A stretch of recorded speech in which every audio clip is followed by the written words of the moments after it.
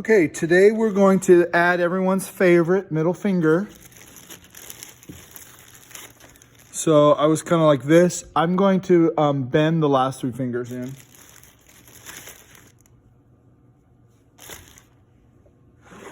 So just like the last finger, I'm going to take a little hump of clay and I'm going to roll it in my finger.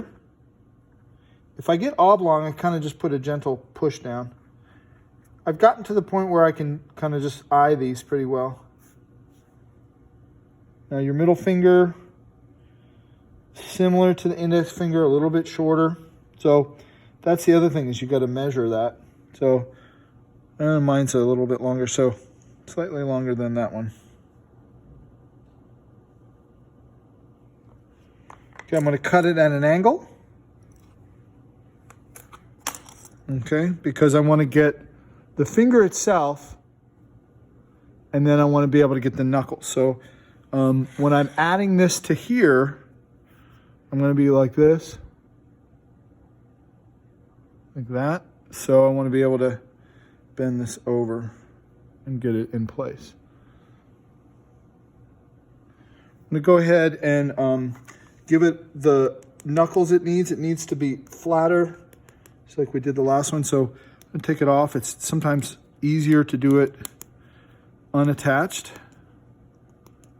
Okay, it's definitely easier, like things like fingernails. Like, how are you gonna do the fingernail down here? That's really hard to do.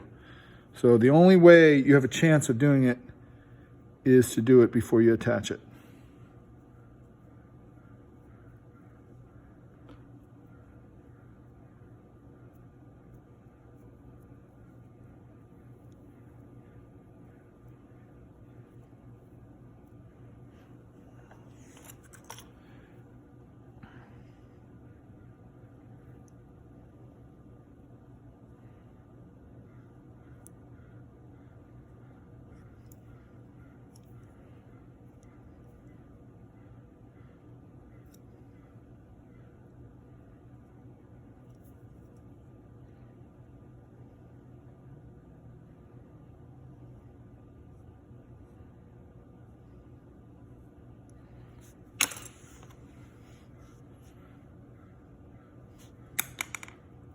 Okay, the other thing, like I did last time, I added a little clay for the knuckle.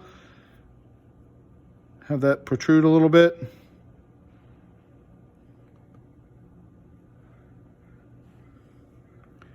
So do that now.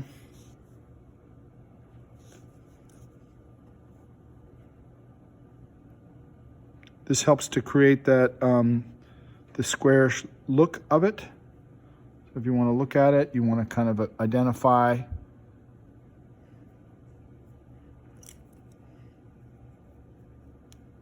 It is round, but it also has a squarish notion because of the bones underneath. Okay. And that's about where I want it. Something like that. I'm gonna have to play around with that thumb. It's not exactly where I want it. You start playing with one, you want to mess up with the next one. All right, let's go ahead and slip and score that on there. About where I want it.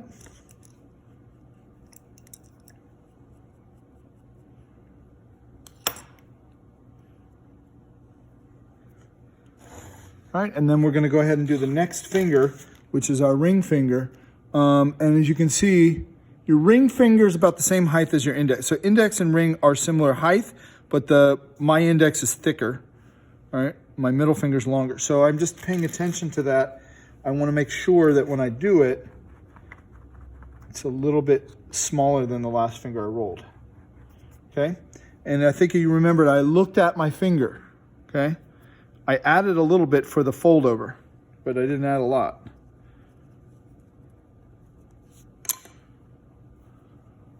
Okay, so it's about like there.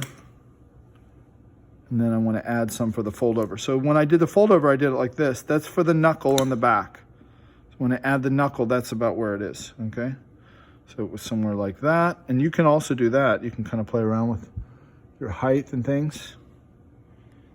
All right, and then same as last time, it's easier to do this now. So alternately, you can use a wood stick or a paddle. Just be gentle. You're just kind of, you know, it's round, but it's got a squarish notion because of the bone underneath. Okay, and I always kind of place them and then look at it and see if it's about right. Seems a little short. It's about that much short. Make it a little bit longer. Don't want to make it look like a pinky. I'll do that one next. Okay.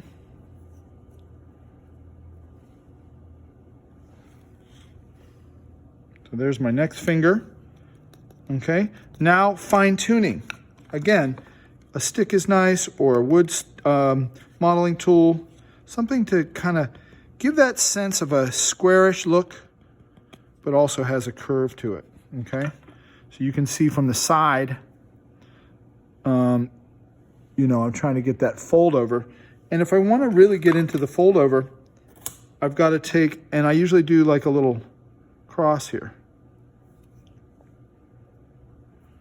One there, one there. Okay, same thing here if you haven't already defined it. I think I forgot to do that on the last finger, so I'm going to have to come back and do it after, which is harder. Okay.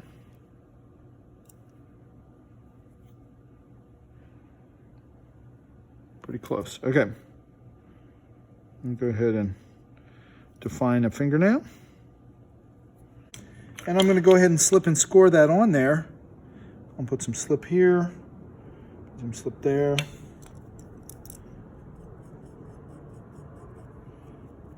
Creates my connection. Okay. Voila. And I've got one more. My thumb keeps bugging me. One more finger. Got to get my pinky in there. Okay, that's where that last little spot is. All right, so the pinky is substantially smaller. So, you know, if you open your hand, you can look at your fingers as they bend in. It's like a little staircase a little bit. So think about that. And I did think about it when I was doing my palm, so that that space is kind of tapering off a little bit. Okay, so when you roll your pinky, be aware of that, okay? Figure out the size, okay? This is going to be about like that when I add it on.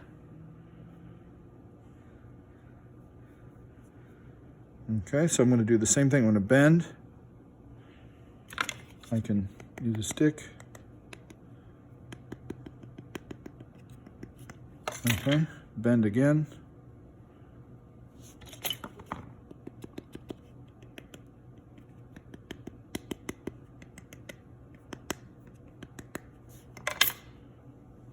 Okay, and we're somewhere in there. It looks a little big. Let's play around with that here a little bit. That's about right. Okay, so let's do the detailing.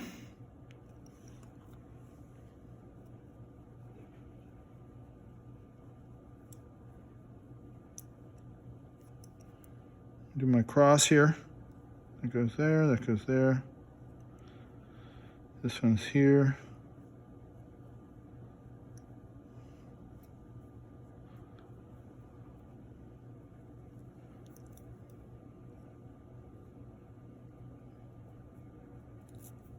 Okay, and then this is here.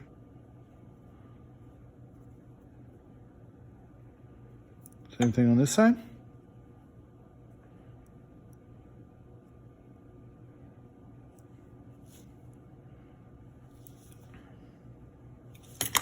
This is the side you're going to see. So pay extra attention to the side you're going to see, right? You're going to be seeing that. The ones in the middle, you don't see as much.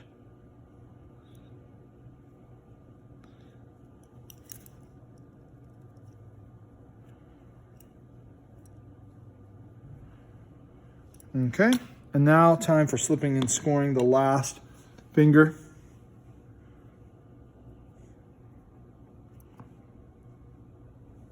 Oh, shoot, I forgot fingernail.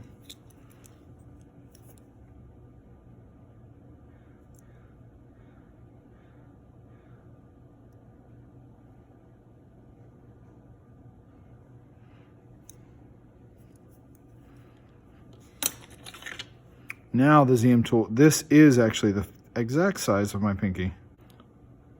Slip and score.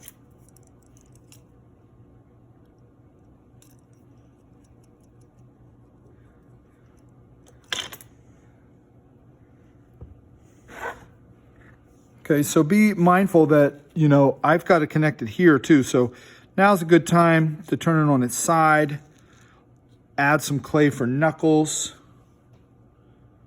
Okay. I kind of like, when I work a sculpture, I like, especially something like a hand where you've got to see all the sides. You're constantly just kind of turning it and looking at different sides and looking at your own hand and trying to identify the differences, what's the same, what's different, all that kind of stuff. Okay. All right, and then the next video I will show you all the details. We won't put every wrinkle into our hand, but we'll do some. So there's the hand so far.